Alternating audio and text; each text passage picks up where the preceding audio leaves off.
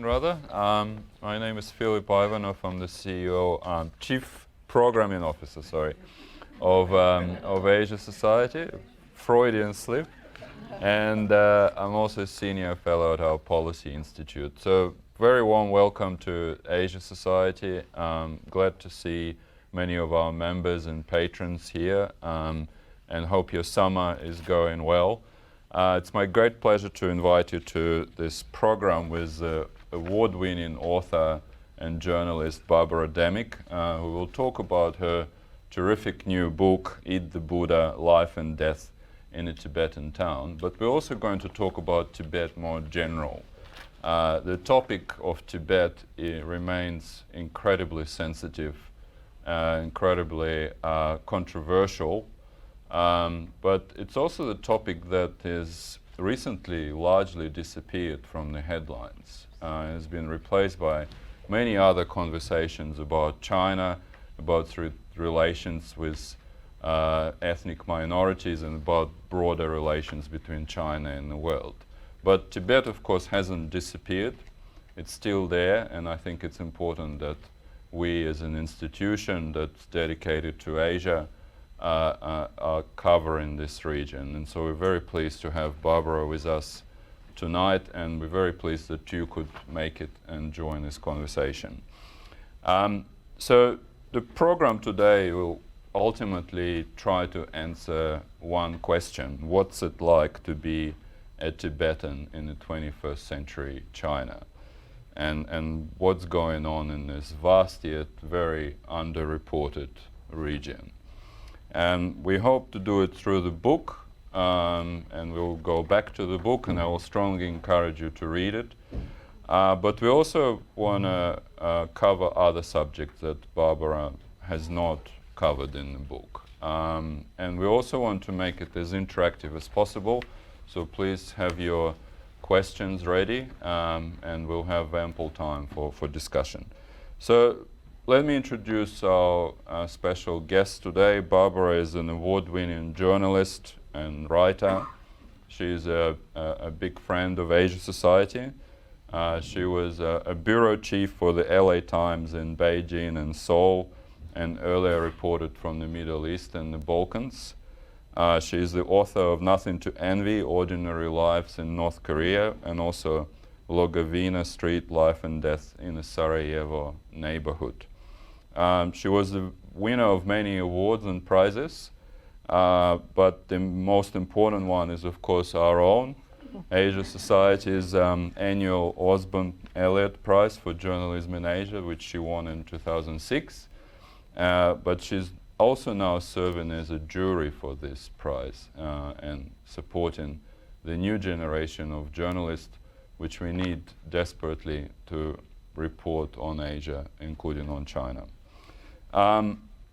Before we get into our discussion, just a few things about Asia Society. So we're getting ready for a very busy fall season of programs, including, of course, our programming around United Nations General Assembly. So keep an eye for announcements about who's coming to Asia Society during that week. We also just started a year-long season of programming, which we call the Year of Japan, which is essentially a series of programs on society, culture, business, and politics of Japan that will go from June this year to July next year, and is delivered across all our 16 centers, including here in New York.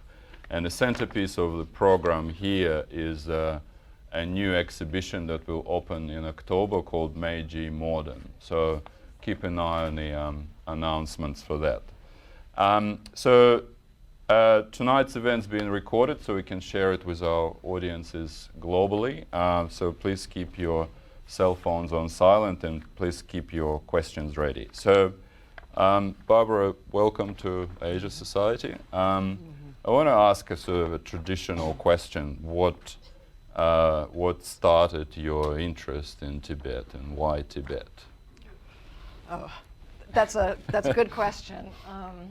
Well, I moved to China in 2007, And the part of China I was most interested in was Western China.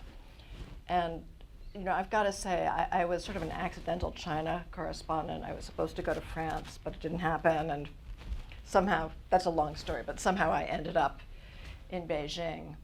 And I was surrounded by other journalists who spoke beautiful Chinese and knew much more than me, some of them in this room. And I thought, what can I write that's not been covered? And although there had been so much written about Tibet, I felt like there wasn't much that gave us a sense of what it was really like to be in Tibet. It was almost impossible for journalists to get a permit to go to the central Tibet Autonomous Region. And the other parts of Tibet, you could, in theory, go, but you were always followed and stopped. And if you talked to somebody, it was on the fly, get a quick couple of notes, probably speaking Chinese. They didn't really speak Chinese. It was all very superficial. And it was part of what motivated me were the same questions I'd had about North Korea.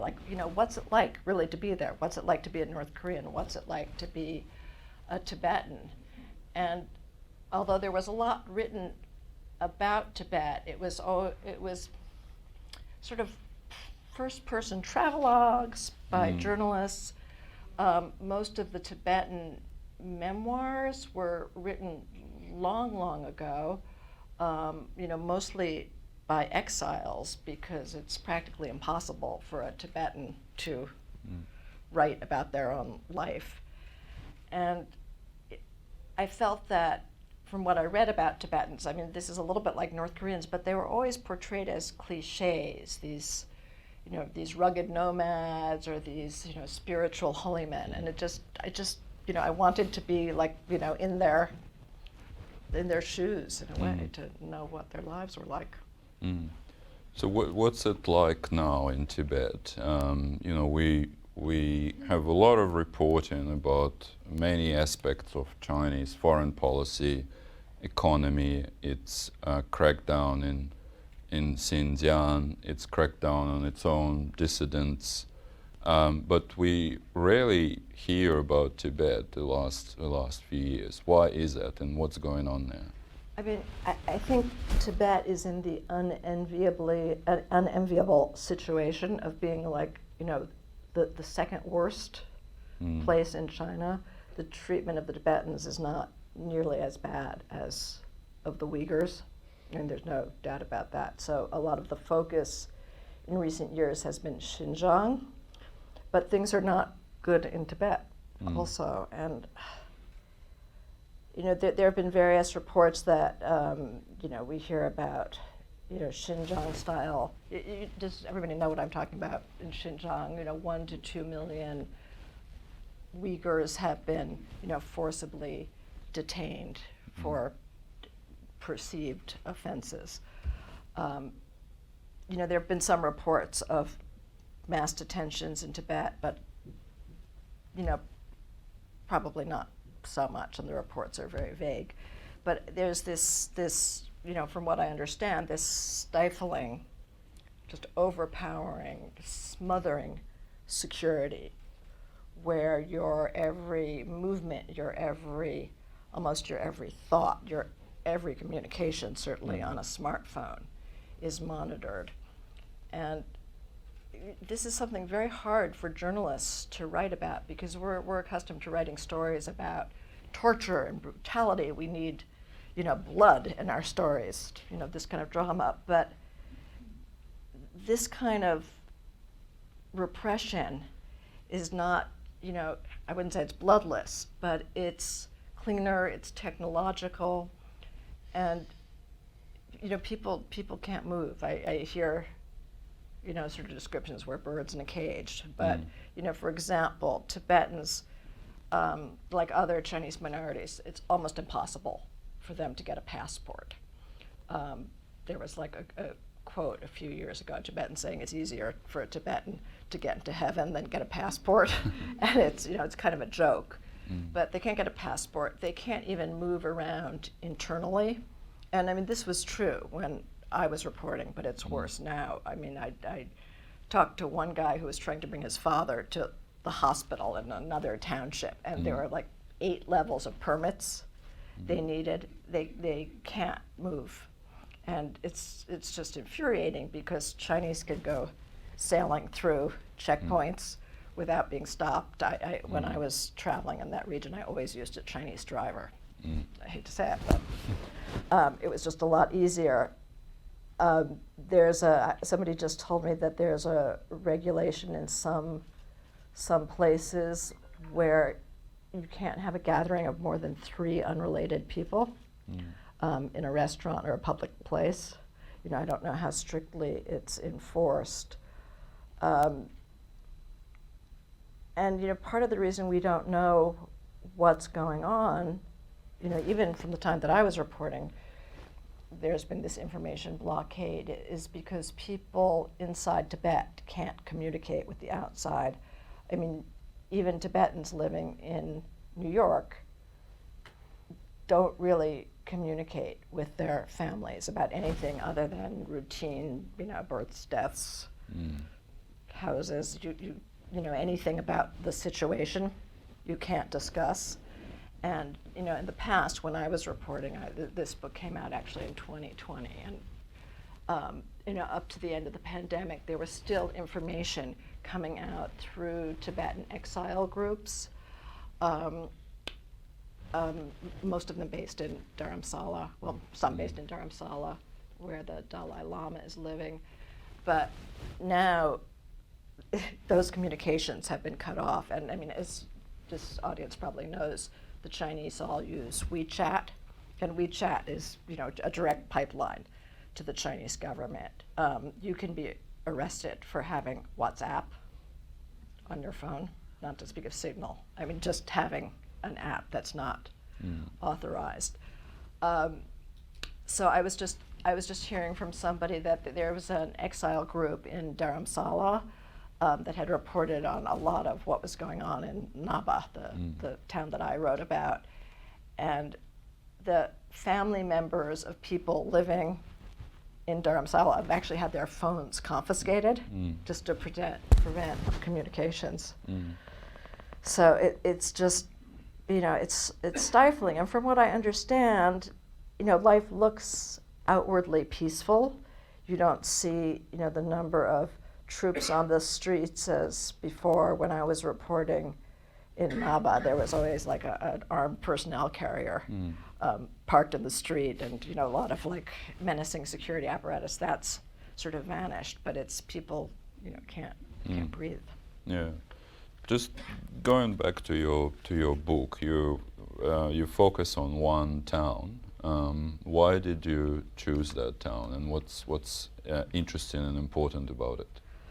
Well, Naba was like the obvious choice to me.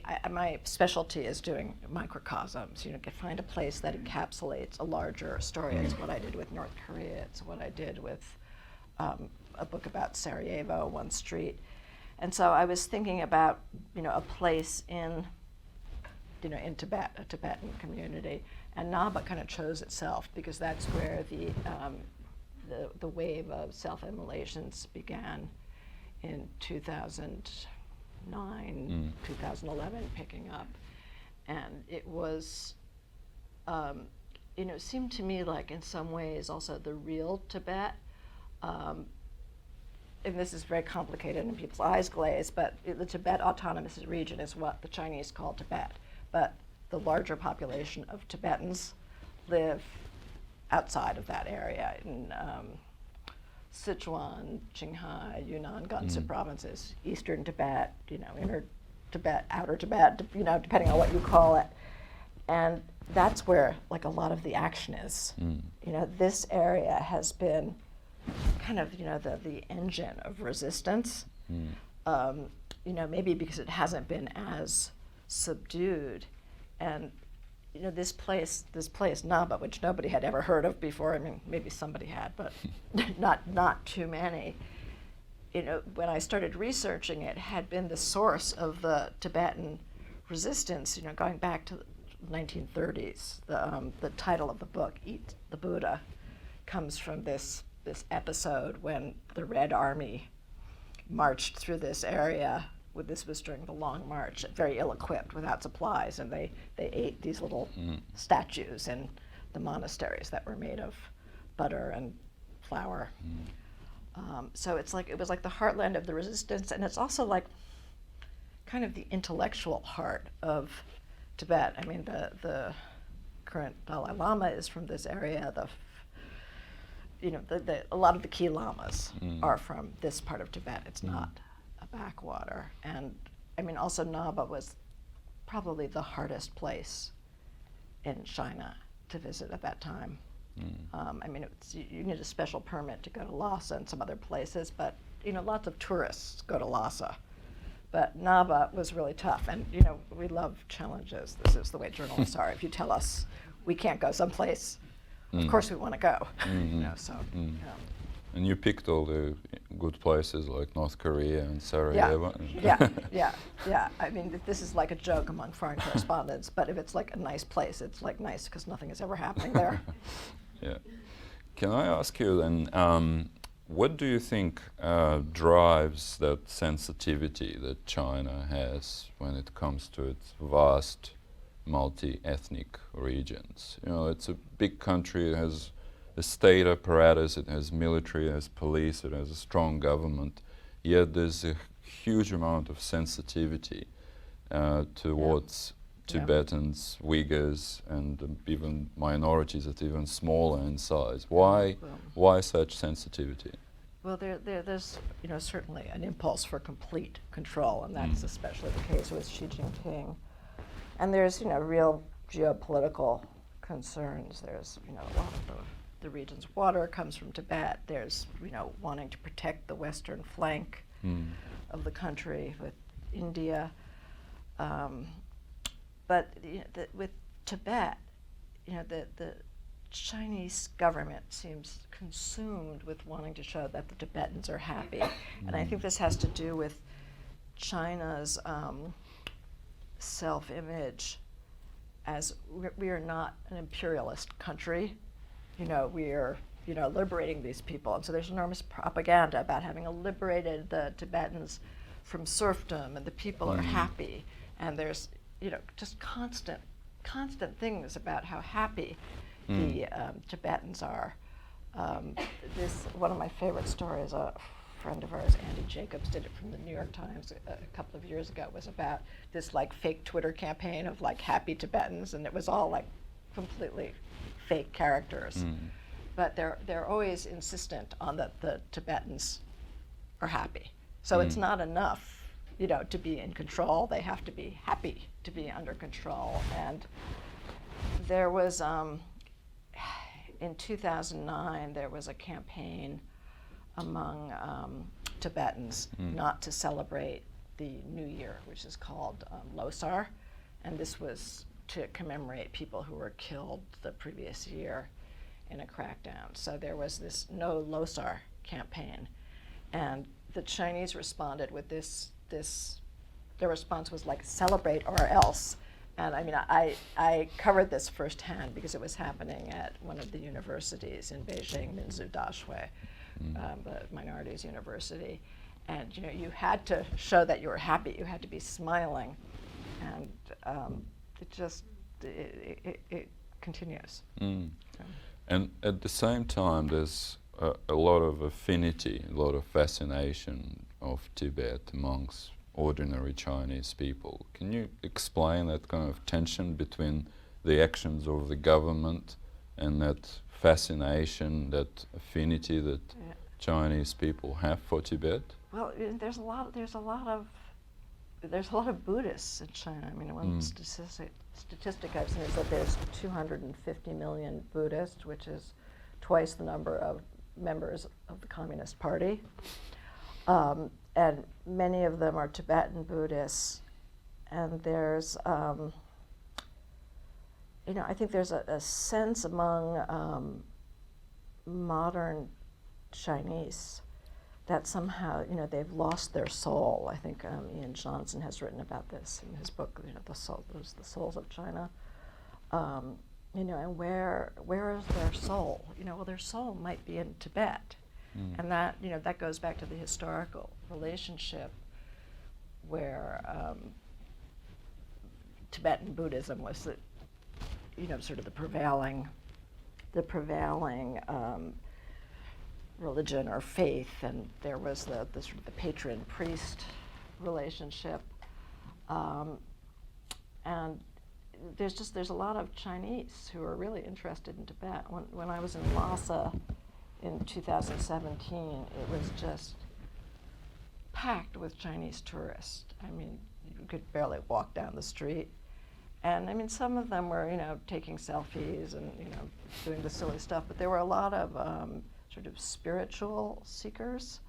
I remember going to a bookstore where they had readings and music, and it was kind of this very, kind of young, hip, spiritual scene, all Chinese, and it seemed to me like, these young Chinese were seeking something, and there's also a lot of Chinese, or at least there were, maybe not as many now, but I mean, when I was last in Dharamsala, there were a lot of Chinese who'd come to see the Dalai Lama, sort of, mostly affluent people out from Shanghai. And they were all, I would run into them in the hotel. They were all, very like, don't tell anybody you saw me here. The Dalai Lama's staff, says, oh, that's our secret weapon. That may be too optimistic, but, there is an affinity for Tibetans that I don't see towards the Uyghurs among Han Chinese. Since we are on Dalai Lama, which is another big sensitive topic, obviously it plays a significant role in global Tibetan community and in Tibet itself.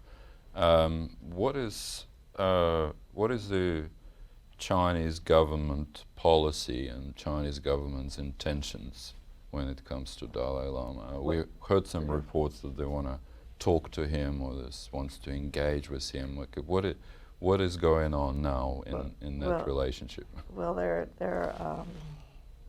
I think terrified about what happens when he dies, and they've said, they've made it very clear that they want to have a say in the next Dalai Lama. Actually, they want to choose the next Dalai Lama, and they've had various meetings and committees on it, and there could be like a rerun of what happened in 1995 when the Panchen Lama, another high-ranking spiritual leader, had died in '89, and in '95, both Dalai Lama's people and the Chinese government basically designated their own Panchen Lama, and the Tibetan choice of Panchen Lama, who was a little boy, disappeared. It's a big thing. You see signs all over the place in Dharamsala about like the world's youngest political prisoner, and a lot of people think that will happen again, that you could get two Dalai Lamas, and almost like 14th century, I think there were two popes, the Avignon popes. They were like rival popes, and the Dalai Lama has just been very cagey about his reincarnation, and he says, I've interviewed him and on this, and so have others. He always says, the communist avowed atheists shouldn't get involved in reincarnation, and if they believe in reincarnation, why don't they reincarnate now? And then he has like these jokes. He says, maybe I'll come back as a woman, a beautiful woman. The Dalai Lama is not so politically correct as, he's still an old man. Or I won't come back at all. And, he's 88 now. He's not in great shape. He says he's going to live to 113.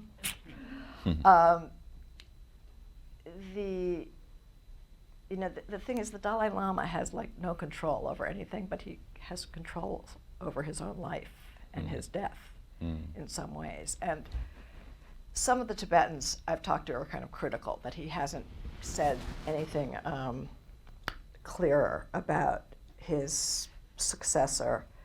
And one of the guys quoted in my book says, like, the Chinese government is going to pick some cute little boy and install him, and they won't be able to do anything. But I personally think that the Dalai Lama is, just trying to keep control. And I mean, I'm sure if the Chinese government really is reaching out to him, it's about reincarnation. And, where is he going to reincarnate? He's been going a lot to northern India, to Ladakh. I think he's summering there, to use the verb summer in Tibet. I don't know, but he's, so, it's thought that he might choose to reincarnate in India. And, that would cause all sorts of complications between the Indian government and the Chinese government. But this is like actually a really pretty bad political system. And we talk about the flaws in our electoral democracy, which is, ever more strained. But this reincarnation really does not work, because if the successor is not born till the first one dies, you have like a kid in charge. And this has led to, years of instability. I think everybody knows this is a pretty lousy system of governance. And it may be one of the reasons that the Dalai Lama is technically not the political head of the Tibet exile government. He stepped down more than a decade now, 2012. But he's still he's the man, so. Yeah. Can I ask you on the kind of the role that Tibet plays, if any, now in foreign policy interactions between China and other countries? It used to feature relatively prominently, but is it discussed when Chinese officials meet with their U.S. counterparts or any others? I don't know that it is, but it's certainly discussed when the Dalai Lama, meets others. He was, he hasn't traveled out of India now for a couple of years, but I think he was disinvited to a gathering of Nobel laureates even, it's at great peril that any foreign leader meets with the Dalai Lama. Would you say that China's been successful in kind of isolating global Tibetan communities? Absolutely, absolutely. And one of the ways that they've isolated the Tibetans is by preventing the Tibetans from leaving the country. This is, one of the great tragedies is Tibetans often want to go to India on a pilgrimage. They often want to go to Thailand, go to the beach too, but they can't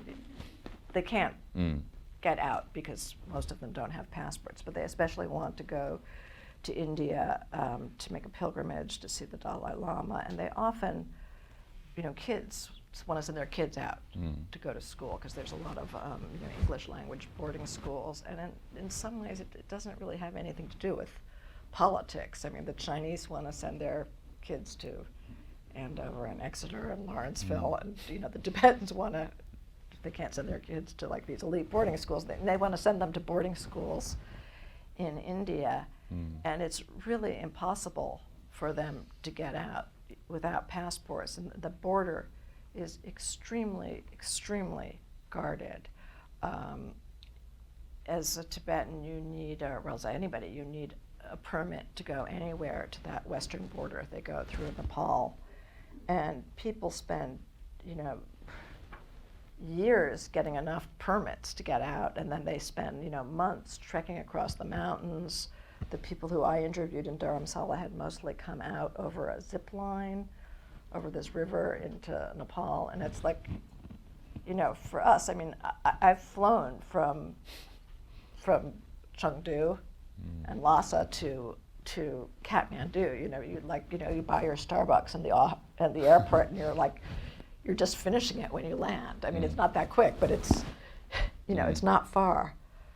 But they're just, you know, really confined. And part of that strategy is to weaken the exile community, just deprive it of fresh blood. You know, you would think if they wanted fewer Tibetans, they'd just let them out, open the border, give them passports. A lot of people would leave. But, you know, it's one of the ways of isolating them. And what's it like now? I know you keep in touch with your colleagues and contacts there. What's the economy like? How did Tibet handle the pandemic? What's the life like now in 2023? I don't think it's that different from other parts of China. I think the economy really suffered because of the lockdowns, the lack of tourism. You know, the Tibetans were locked down the same as everybody else. There were big detention centers for people tested positive or who had you know, contacts with anybody who tested positive. I mean, not that different from other parts of China. I think what's different is that the infection rates, I believe, I haven't seen statistics, were lower in Tibet, partially because it's not as densely populated, and you know, there have been some suggestions that that Tibetans with their superior lung capacity, you know, people who live at high altitudes, were not as susceptible. And what's the state of Tibetan language and culture? The language is really a big battleground. The Chinese have closed a lot of the Tibetan language schools throughout Tibet Autonomous Region, throughout eastern Tibet, and you know, you can still study Tibetan, but the language of instruction at almost all the schools is Chinese, and there's been a big push to send students away to boarding schools. They call them colonial, the Tibetans complain that they're colonial boarding schools, but the language of instruction is Chinese. And there's a lot of control in the monasteries. Traditionally, the monasteries were like the schools. There's a lot of control on the monasteries not to admit too many students. I've heard, but I haven't confirmed, that some monasteries are like introducing more Chinese language, and you know, it's just there's like lots of different ways that they control the language. When I was in Lhasa, and this was 2017, but I doubt it's gotten better. Like, so much of the signage, the maps, were in Chinese, sometimes English. There was a Burger King at the airport with the menu in Chinese and English, and you know, very few Tibetan language books or you know, anything. I remember I had seen a story about in like Xinhua about how the Harry Potter books were being translated into Tibetan, and somebody had asked me to get him for his daughter Harry Potter in Tibetan. So I went to like every bookstore in Lhasa, and like, you know, nobody had ever heard of it. And I went to this very, very big bookstore in the center of town. And, you know, first of all, half of the shelves were empty. There was like, I have a picture of it, like the section that was like politics and society, empty, empty, history, empty. You know, there were some like books on like plants and cooking. And, you know, I ended up buying Harry Potter in Chinese. But, you know, this Harry Potter in Tibetan, a friend of mine, Robbie Barnett, who's a Tibet scholar, swears that it exists, but I don't think it does. So that's been my, if anybody finds Harry Potter in Tibetan, let me know. Yeah. It's just before we pass to our audience for questions, the kind of the fundamental issue that we now have in with China is about how hard it is to understand what's going on there, and they made it harder by limiting Western journalists or international journalist activities in China. What's your sort of sense of how hard it is for us to understand what's going on, and what's the solution to that? I'm not sure what the solution is, but it's like every year the coverage of China gets weaker and weaker. And the journalists, there's been some great journalists, and I've seen many of them who've won awards here and spoken here, but it's really, really tough to report. And so many of the correspondents are based in Korea or Australia or Taiwan, and you don't really have a substitute for reporting on the ground. And I guess there's a lot of talk about the U.S. government, sort of reciprocal, journalist visas, and I suppose it's, maybe it's gotten a little bit better. Is it possible for Western journalists to go to Tibet now? I haven't heard of anybody going. There were, when I went to Tibet, I went as a tourist. And I speak about it, but I actually haven't written about it because, I try to follow the law. That there were occasional, press tours to Tibet. I don't know, I haven't heard of any happening, since the pandemic. I don't know how good they are. When I was writing about Naba, I just went. It was, at least on paper, legal.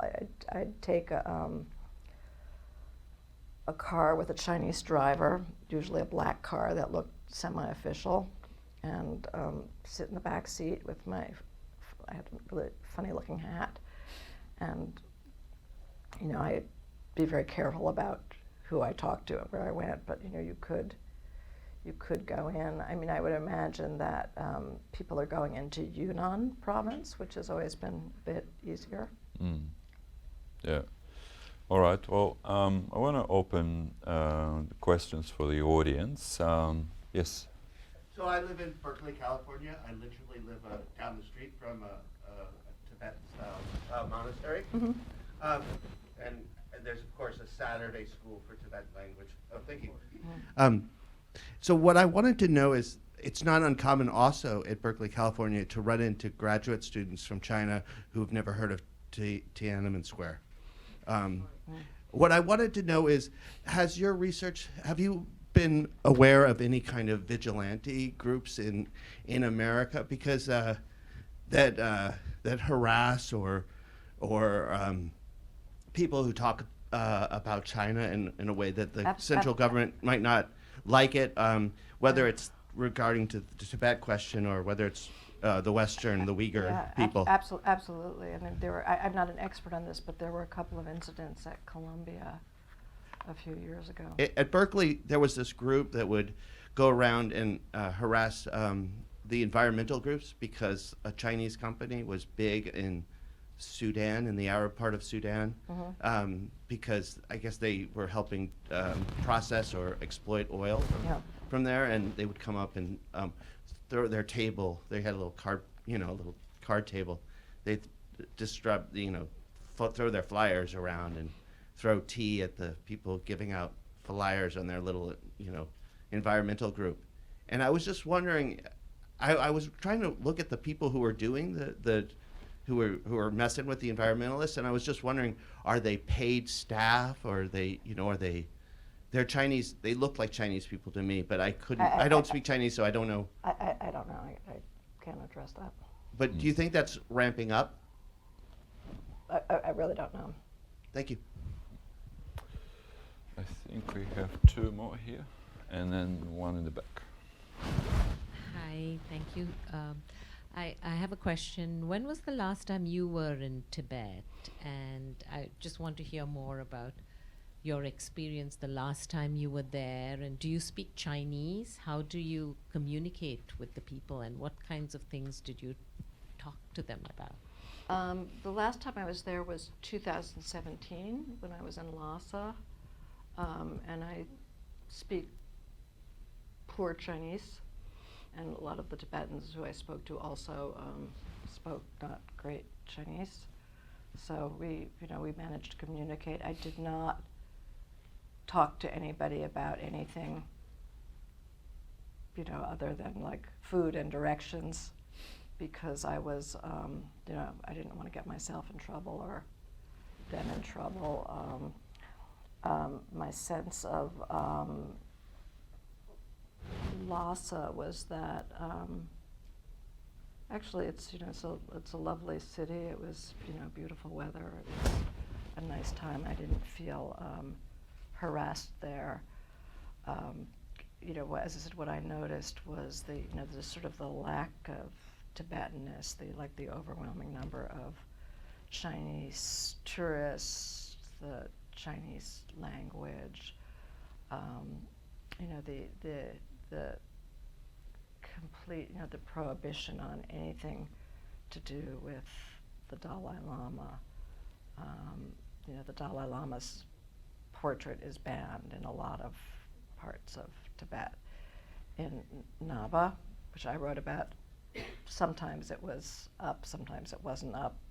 People would always keep the portrait on a sort of a loose string in their house so they could take it away, depending on the mood. But in Lhasa, it was just completely prohibited, and I mean that's something that really bothers people. And actually, a couple people who spoke with me, talked about how they weren't allowed to have any sort of expression of religion, and it was much stricter there. And also, if you're a civil servant or a member of the Communist Party, you can't go to the monastery at all. And somebody told me she wore a hat when she went in. And this is a communist country. A lot of people are civil servants and party members, and they're completely cut off from their culture.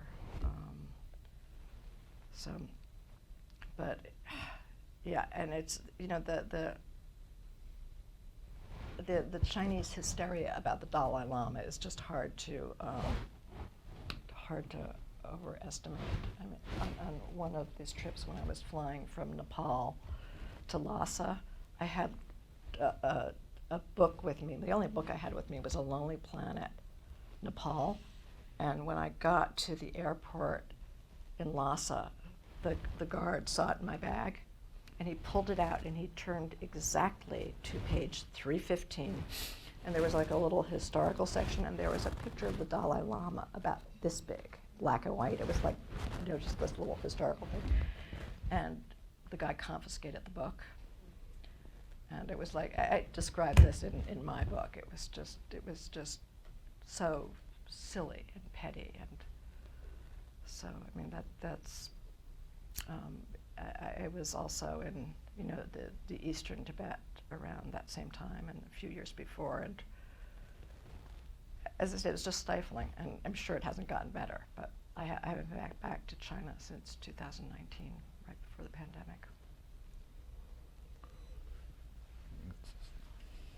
Thank you for your talk. I was so intrigued by the title of your book, Ordinary Lives in North Korea. And on a personal level, could you contrast ordinary lives in Tibet with ordinary lives in North Korea? Yeah. I mean, there's a lot in, I mean, my approach is the same. It's trying to understand regular people. I mean, in the Tibet book, there's one woman who's the kind of a princess, so she's like not a regular person, but most people are quite ordinary. And just trying to understand their mindset. And I mean,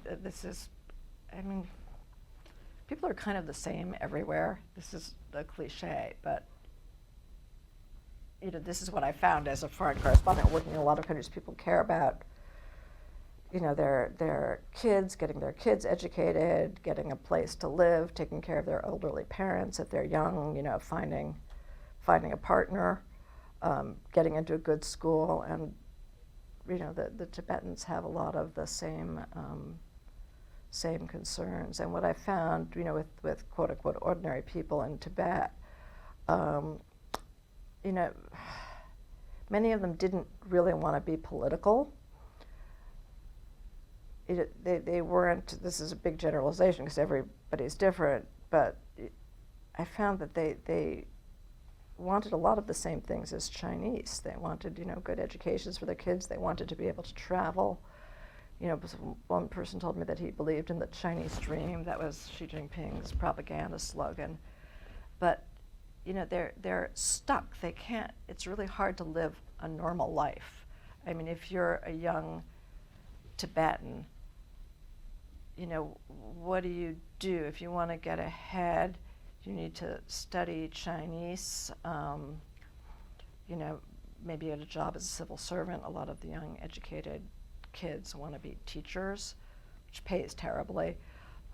Maybe they become party members, but that means like completely cutting off everything. And I don't mean, like, a lot of these people aren't particularly religious, but it's like, telling somebody they can't have a Christmas tree. Maybe you don't believe that, Jesus walked on water or anything, but you want your Christmas tree. I want my Christmas tree, and I'm Jewish. But they can't do anything. And Tibetan culture is so built around Tibetan Buddhism. I mean, the monasteries are the museums, doing the circumambulation is the gym. It's everywhere. It's the holidays.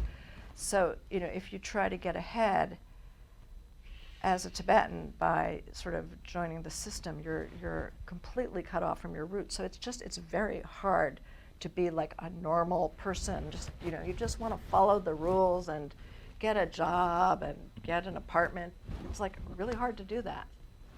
And I think that's what I saw with Tibetans really struggling about their future. And do you see young Tibetans sort of leave their identity behind so they can get ahead in the mainstream Chinese society? Do you see any of that? I think they're very torn. I mean, they want to, certainly the young people, they want to learn Chinese because that's the language of television and movies. It's the language you want to read Harry Potter, you read it in Chinese. But they still have their culture and their families. It's really tough. Everybody I met was like kind of tormented, even if they were not like a tormented type of person, just like a regular person who wants to lead a normal, peaceful life. It's very tough. Yeah. I think we have a question in the back and then here.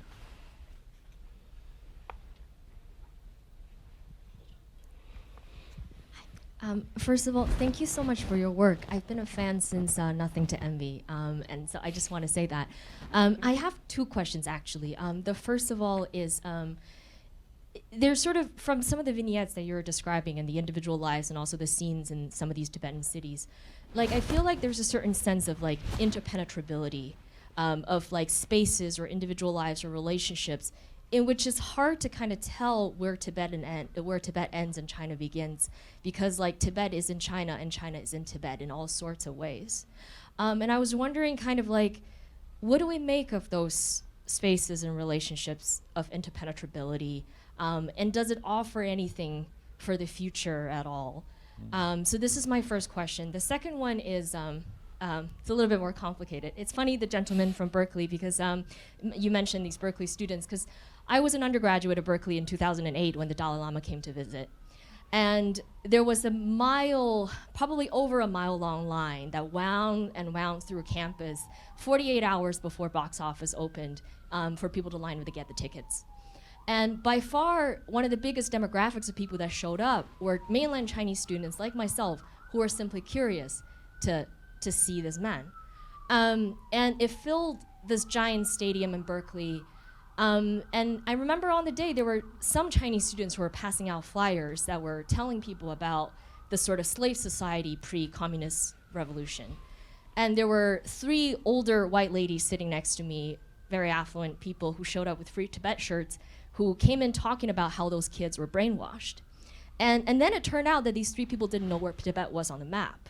And so my question is, do you see any kind of, I don't know, thoughtless side-taking in the West, especially vis-a-vis Xinjiang and Tibet, you know, and I don't know, just what do you think of that? I'll answer the first question. Have you been to Tibet? I've been to the outside of Tibet, the Tibetan regions outside of Tibet. Okay, like I have, so something you've probably experienced, and so I used to, when I was going to Naba, I used to drive from Chengdu. Chengdu is the capital of Sichuan province, and you're kind of like you're in China, and you start like in Chengdu, and there's shopping malls and Gucci and blah blah blah, and then you get on this mountainous road, and it's all sort of wet, and there's a lot of trees, and there's a point where like the trees disappear and it opens up, and you're in this like Tibetan plateau, and it's so different. It's not like a liminal space. It's just, I always, I compare it in the book to like going through the wardrobe in The Lion, Witch, and the Wardrobe. You're suddenly like, whoa. It's like, it's really different. It doesn't look like China. And there's a funny scene in my book, which is this is from the Red Army soldiers who went through. They were trying to escape during the Long March, and they go through Tibet, and they're like, whoa, where are we? We're not in China anymore. It just doesn't, there's a lot of Chinese signs and there's a lot of Chinese people. It just doesn't feel like China. Doesn't look like China. It's that plateau, the altitude. In terms of the people, a lot of Tibetans, tell me like, you ask a Tibetan from Sichuan province where they're from, and they'll say Tibet. And then somebody will say, oh, where? And they'll say, well, it's like blah, blah, blah, blah. They say, oh, like you're Chinese. And it's true, it's confusing, but, people don't seem to consider themselves Chinese. It's very different. The language is different. I mean, there's a lot of mixed marriages. Half the people in my book were married to Chinese. There's not as much, I didn't find as much ethnic tension as in Xinjiang between Han and the minorities. But the Tibetans are, very, very different. It's a very strong culture. And I see, young Tibetans, you probably run into some of them, like there's this group, Machik, that is like young Tibetan Americans who are, learning the language and trying to study Tibetan culture. But it's true, like in eastern Tibet, I mean, it's a borderland, and that's probably why there's been, or one of the reasons there's been so much, of an uprising around Naba. I mean, Naba, it's one of the reasons I picked it. It was really almost the first place that Tibetans encountered the Chinese Communist Party. It was, during that Long March, and so it's always been a tension there in the east. I think we have one question here, yes, and then one here. Actually, well, two questions. One, something you just mentioned about intermarriage. So you've met several couples, Tibetan Chinese couples. How does this all play out? Are they a little more Tibetan, or have they become Chinese? Or, I mean, what have you observed with some of your acquaintances there? The couple I know best are the woman who's in the beginning of my book who I mentioned, who's like a Tibetan princess, Mm-hmm. and I mean it's sort of a long story, but she was exiled during the Cultural Revolution and actually in Xinjiang, and met her husband, who was exiled for political reasons, also in Xinjiang, and it was very interesting. She became very Chinese over time. Eventually, they moved to Nanjing, and she forgot her Tibetan language, and she became, you know, almost not quite passing, but became pretty Chinese. She was teaching at Chinese schools, and then she sort of later discovered her Tibetan heritage. I mean, her husband was very, very supportive, and also a Buddhist. And I don't know, it's, I think, like any other, you know, mixed marriage, mixed religion, mixed race couple, they're all a little bit different. There tend to be more Chinese women married to Tibetan men. I don't know why. Well, I also wanted to ask you about Lhasa, the Chinese in Lhasa, because China did send a lot of Chinese to Lhasa to live, I understand, or my impression. And there are lots of apartment buildings now, modern apartment buildings. Yeah. And when I was there, I think in 90, the feeling was that Chinese didn't want to go to Lhasa, didn't want to go to Tibet. They were uncomfortable. They didn't like it. It was too high or too, I don't know. So I mean, I think people would, you know, it was considered a hardship post, and they Right, would go yeah. for economic reasons. And, you know, there were, I think, some benefits, some incentives to being there, but, you know, mostly financial. And I think that's still the case, but there's people want to get ahead, and there's, you know, there's a lot of those businesses in Lhasa are Chinese run now. I mean, it's interesting, the part of Tibet I wrote about, Naba, Eastern Tibetans, people from what's known as Kham or Amdo, the region that I wrote about, really dominated business there, like in the 80s and the 90s. And like a lot of the restaurants were run by these people. It was very, you know, somehow because maybe they were on the border between China and Tibet, they sort of had the Tibetan language, but some of the Chinese, you know, business experience. But they've kind of been kicked out because they can't get permits to live in Lhasa. And so, you know, those businesses have been taken over by Chinese. And the Chinese make a lot more money than the Tibetans. I mean, their pay grade is a lot higher. Yeah, that I don't know about in Lhasa, but that was certainly true in Naba. That, I mean, people told me the going rates were much lower for Tibetans. I think we have a question in the front here. Yeah.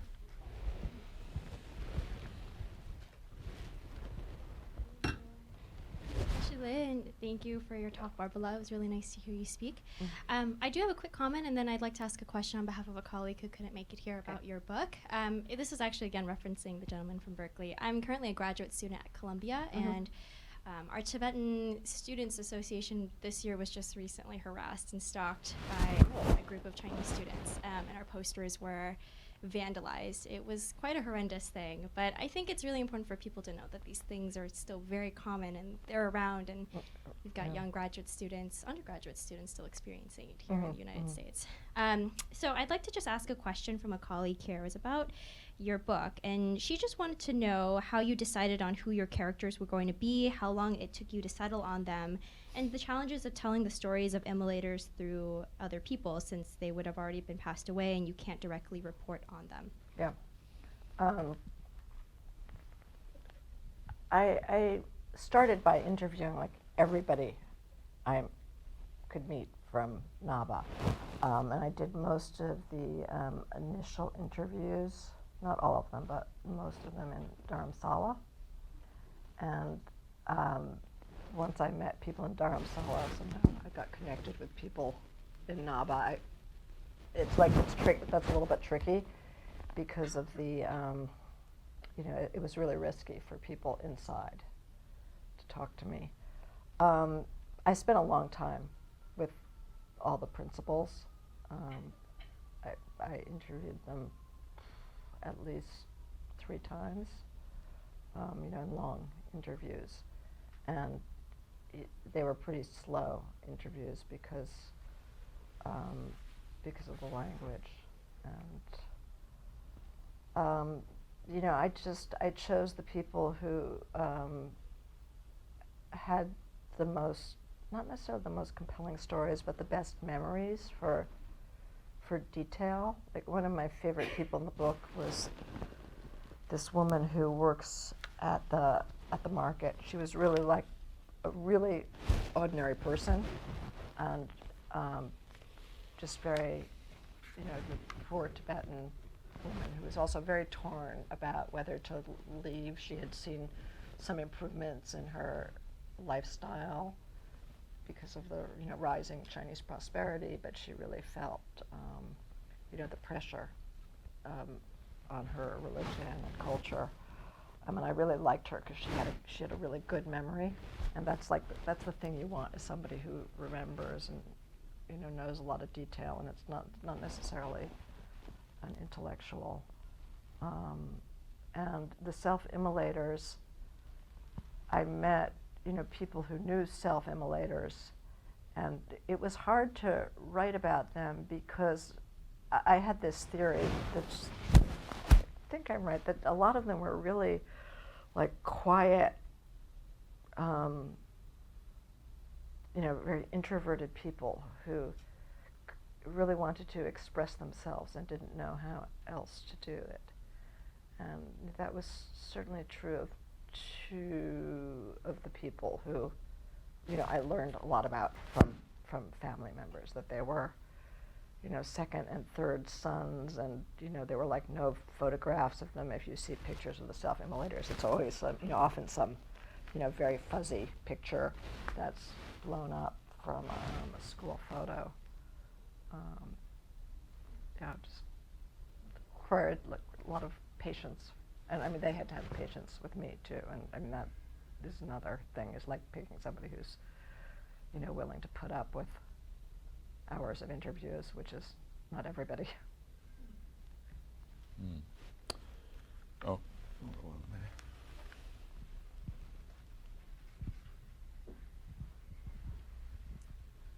Thank you for this talk. I'm kind of curious on what China imagines a successful outcome to be in Tibet at the end of the day. Is it like complete sort of elimination of Tibetan culture and incorporation to mainland culture? Is it sort of this pocket that is subservient to China at the end of the day, or subservient to the cultural needs of China? I mean, like, what do they imagine to be a successful outcome 20, 30, 40 years from now? And what are they aiming for? I think, sort of the gradual elimination of any kind of, what they perceive as nationalistic Tibetan culture. We talk a lot about like the Disneyification. They want, Lhasa to be, a fun, exotic place for people to go, for Chinese from Beijing or Shanghai go to Lhasa and you see this exotic place, but they want it to be tamed and subdued and under control. And they always say in their propaganda lectures is that you can have freedom of religion, but your loyalty to the country has to come first. And they do this patriotic education for Tibetan monks, and that's the big message. And I think that's their fear of the Dalai Lama, because people obviously love the Dalai Lama more than they love Xi Jinping. So I guess tamed, subdued. I want to finish the discussion today on on a slightly more optimistic note. What gives you hope when you think about Tibet and Tibetan future? I mean, I think Tibetan culture is very strong. I mean, Tibetan the language, especially the written language. This is not like some obscure minority language. A lot of the great, Buddhist texts are in Tibetan. This is a very rich history and culture, and I think just the persistence of the culture. The Dalai Lama speaks about this a lot, and he's really quite fixated with Jewish culture. And there's a story that actually I think this is one of Ivanov's pieces about the Dalai Lama, when he often meets with Jewish leaders, and Elie Wiesel talks about meeting the Dalai Lama, and the Dalai Lama saying, how did your people keep their culture, after 2,000 years in exile?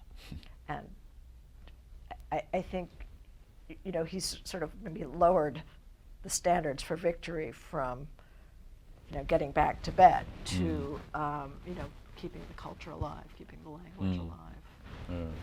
It's a really interesting point. Yeah. Yeah. Well, Barbara, thank you so much for giving us so much time, and you've done a wonderful job in your research and your book. I would really encourage all of you to purchase the book. It's an amazing read, and we want to thank you for your work on Tibet and on any other regions that you cover, and looking forward to what you're going to do next. And please join me in thanking Barbara for her time. And thank you very much all for joining us. And I know that's been a very sobering discussion, but we cover all kinds of stories, and this is a really important story to tell. So I want to thank you for coming, and hope you have a good evening today. Thank you. Thank you.